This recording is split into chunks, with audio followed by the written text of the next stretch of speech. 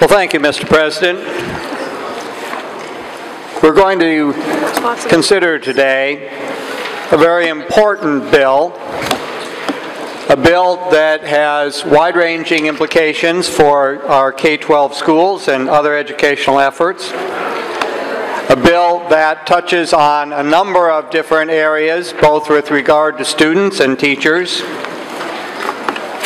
I think it's appropriate for such a major undertaking that we reflect a little bit on the context of what we have done in the past 10 to 12 years in education. And in fact, we have a remarkable record in this legislature and in the state government and at local levels at implementing educational improvements and reforms.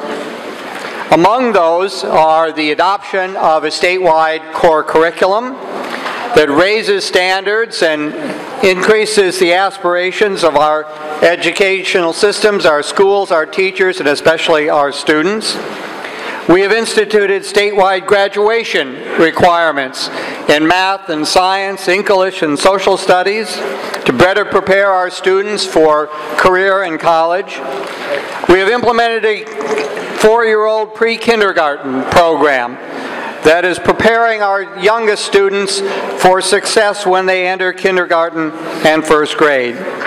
We passed a teacher quality and professional development legislation that, among other things, has raised teachers' salaries to competitive levels and assisted in their professional development.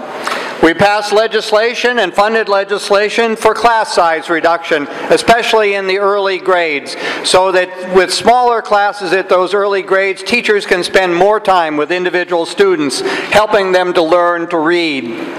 We passed anti-bullying legislation that protects students from the sometimes unkind comments and actions, and sometimes even from the violence that is unfortunately visited upon them from time to time by their fellow students. We passed legislation in the area of smoking that, among other things, makes our school systems smoke-free. And we have passed an Early Childhood Iowa initiative, formerly known as Empowerment, that is focused on even younger children to make sure that they get access to quality daycare and so that parents get the education they need to give their own children the best start possible. No matter how good you are today, however, we should always try to strive to be better tomorrow. I believe that that is true in all professions and in all walks of life. It is certainly true in education, a profession dedicated to improving people's lives. And so we come to this bill today.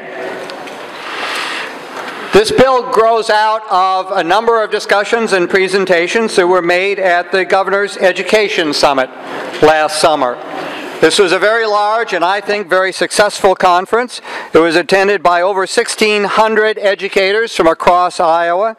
It was also attended by the United States Secretary of Education, Arne Duncan, by Governors Hunt and Christie and, of course, Branstad, by Senator Harkin, and by national and international education experts who made outstanding presentations. It was a very challenging conference, lots of great ideas, lots of statistical data from studies, a very enriching experience, and I think everyone who attended benefited mightily. There were a couple of themes, though, that came clear to me and to most people from the very many sessions, the main sessions and the breakout sessions. One of those themes was the importance of early childhood education. Over and over, speaker after speaker and session after session made that point.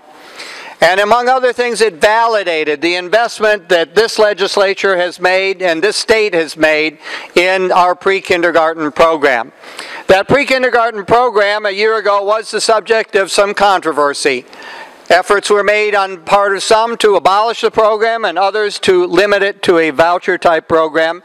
I'm very proud to say that this body stood firm in favor of universal access to that program, and the commentary and the discussion and the compliments that we received during the Governor's Education Summit strongly validated our position, and I believe made that program a settled issue. But it also, the commentary with regard to early childhood education, it also called our attention to the importance of early grade reading, and we will address that in this bill. The other main theme, besides the importance of early childhood, was the importance of teacher collaboration and professional development.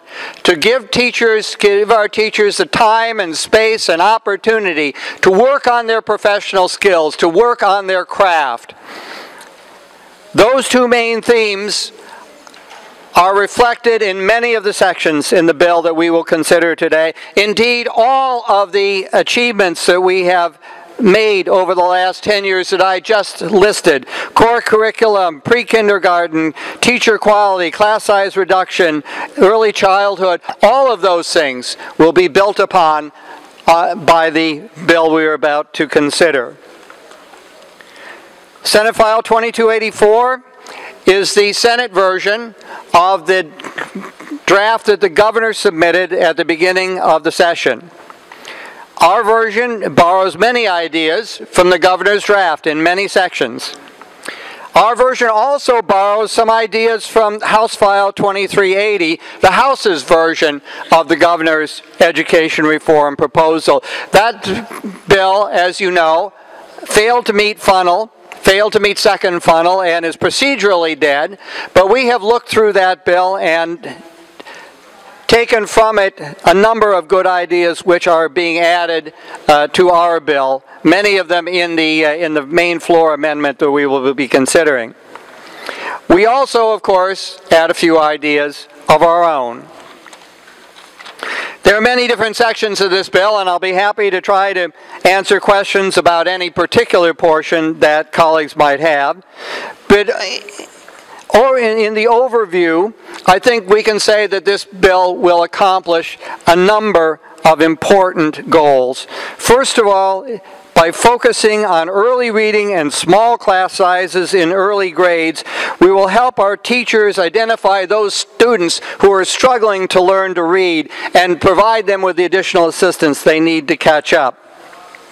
We also have a section of the bill under the heading of competency-based education that will help students to move forward at their own pace, so that those who master the basics quickly will be able to move ahead as far and as fast as possible, moving ahead into the subjects that are of greatest interest to them and allowing them to challenge themselves at their own pace.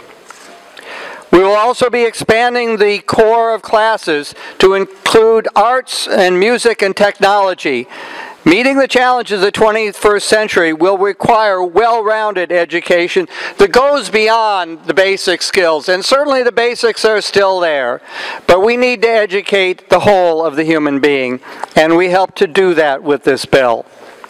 We'll also be helping teachers improve their skills by making more time available for teacher-to-teacher collaboration and also for classroom coaching of one teacher to another. We will provide for annual reviews of teachers that will be done in such a way as to encourage teachers in perfecting their own craft and enhancing their own professional development. Section of the bill concentrates on online learning. We want to make sure that online learning lives up to its potential and that we use the best online learning resources to enhance and expand course offerings in our local schools under appropriate supervision from the teachers in those schools. We also have a couple of sections suggesting a couple of pilot projects to extend the school year and school day, to experiment with more time, and to measure the impact on student achievement, and to encourage innovation. Finally, we also have sections which intensify the connection between schools and families with struggling students, especially when it comes to early learning. A couple of things should be noted. First, with regard to the state's application for a waiver from the No Child Left Behind, NCLB provisions, Iowa has applied, the Department of Education has applied for a waiver from these onerous federal provisions, and that certainly is an outcome to be desired, but it is not what should be driving Iowa's education policy. The welfare of our children should be the main driver. That being said, however, we believe that the provisions in this bill significantly strengthen our waiver application and its chances for approval. We should also note that the current bill before us is not an appropriations bill. I know that the bill was referred to the Appropriations Committee, but that was a procedural move to keep it alive so that it did not suffer the fate of the House file, which died in second funnel. This bill does not contain any appropriation. Indeed, as you will see when we go through the main floor amendment, 5166, that in numerous places we are inserting specific language, making it clear that the provisions there will only be undertaken if sufficient funds or if funds are appropriated by the legislature. Those appropriations will be handled down the line in a later bill once we come to an agreement with the House on which pieces of this bill we can agree to move forward upon. However, we have kept an eye on the potential costs of what we are proposing here, and as you will see in the floor amendment, we have eliminated or downsized several of the elements of this bill to keep it within the range of what is possibly available in resources. To conclude the opening remarks, this bill builds upon our considerable record of educational achievement and reform accomplished over the last 10 years. It reflects input from all corners of the education community, from the governor, from the House, from the Department of Education, from educational experts, from our teachers, school boards, school superintendents and school administrators, and from our own Senate colleagues who have reached out to their constituents across the state to gather additional input and advice. No bill is ever perfect, and this bill is no exception. And this year's effort will no doubt be built upon in the next decade, just as we here today are building upon the achievements of the last decade. What we have here today, though, is a significant package of changes that will enhance early childhood literacy, broaden the core curriculum, and give teachers additional time and resources to practice and perfect the profession to which they have dedicated their lives and their careers. I ask you for your support, and I know there are quite a number of amendments that have been filed.